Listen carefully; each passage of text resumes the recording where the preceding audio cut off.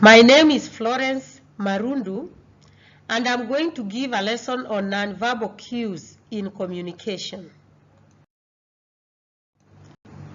The objectives of this lesson are that by the end of the lesson, the viewer should be able to define nonverbal cues and identify and give examples of nonverbal cues. Before we look at nonverbal cues, we have to understand what is communication. It is defined as an act whose purpose is to convey intended messages or meanings from one person or a group of people to another. We need to remember that communication does not depend on the words alone. There are several types of communication. Communication can be verbal, which uses speech or the spoken word to share information. It can be written, which means it uses the written word. This is the kind of communication that you find in books, in letters, in journals, and other texts. And lastly, we have nonverbal communication, which uses the wordless cues. And this is what we are going to lesson. Good. So, what is nonverbal communication? We have said that it is that kind of communication that is done by sending or receiving wordless cues. It is prudent to remember that these cues will mean different things to different people at different times and in different contexts. I'm going to give an example of this sign here, which in India or America means fantastic or okay. But if you go to Tunisia, doing that will mean I will kill you. If you go to Japan, you will be asking for money. So it is good that we understand these nonverbal communication cues in our own context. So what are the uses of nonverbal cues? It is used to set the tone of communication. It can help us to tell the mood or interpret emotions. It is used to reinforce what is being said. And lastly, nonverbal cues are used to.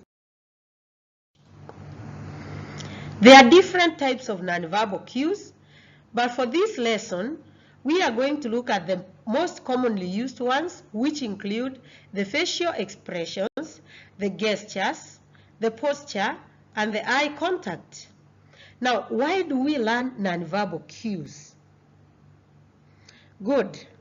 We learn nonverbal cues first to learn to understand people better. They help us to avoid being misunderstood, and they also help us to communicate effectively.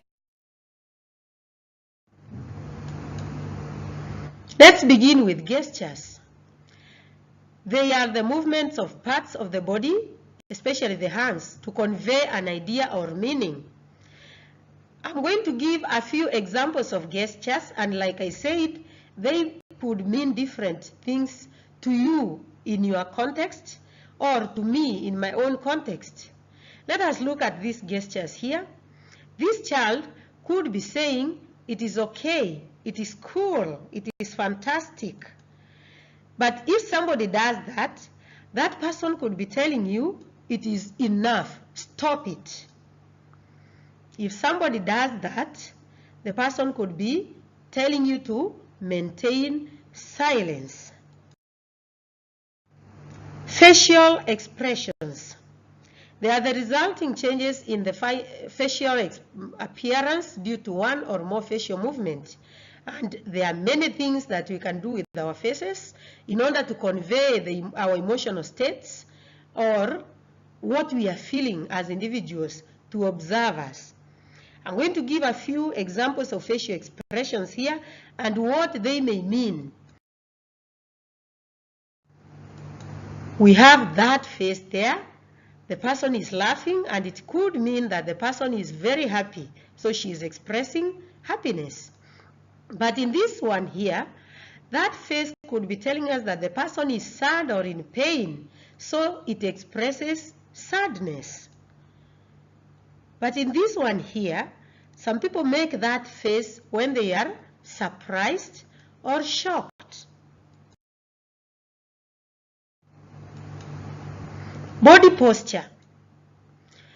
It is the position of the body or the arrangement of body parts in relation to another, which can tell our emotional state or our feelings. For example, here, we have this lady here. When somebody does that, it could mean that he or she is worried. When somebody holds her arms akimbo in this manner, we can say the person is angry, so she is expressing her anger. When somebody stands in this posture, we can say that person is bored or waiting for somebody. Eye movement or eye contact. It is the direction of one's eyes that is used to give an indication of the intentions, thoughts, or feeling. For this lecture, let us look at this eye contact or movement. It is called the wink. The wink can be used by various people to probably mean that they are expressing their confidence or passing a secret message or their respect. So we have said that there are so many nonverbal cues out there and they can mean so many things. It is good for effective communication that a learner or a student learns how to use these nonverbal communication cues. Homework, I would like you to look up other nonverbal cues that are out there, especially those that deal with the voice. You can look for the pitch of voice, the speed, the tone or the volume, or you can be on the lookout for the dress or the appearance. What do they mean in your own context? Thank you, and till next time, bye.